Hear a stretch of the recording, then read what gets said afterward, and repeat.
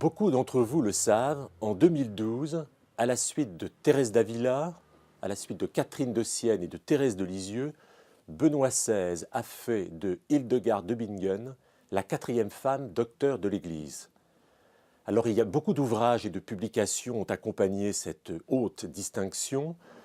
Vous avez été très nombreux, je crois, à lire ou à relire les écrits de cette sainte du XIIe siècle, mais il me semble que c'est seulement maintenant qu'arrive sur nos tables un livre complètement différent, très à part, très personnel, qui brille d'un feu tout à fait particulier.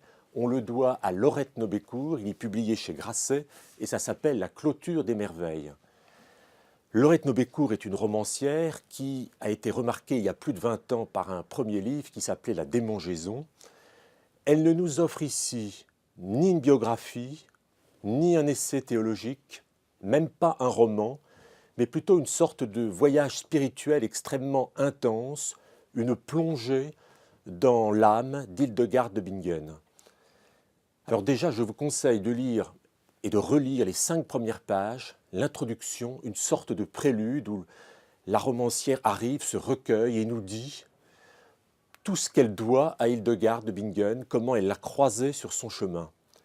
Et puis après, elle se lance dans le récit de la longue vie de celle qu'elle appelle toujours uniquement par son initiale, H. Et là, on y est complètement.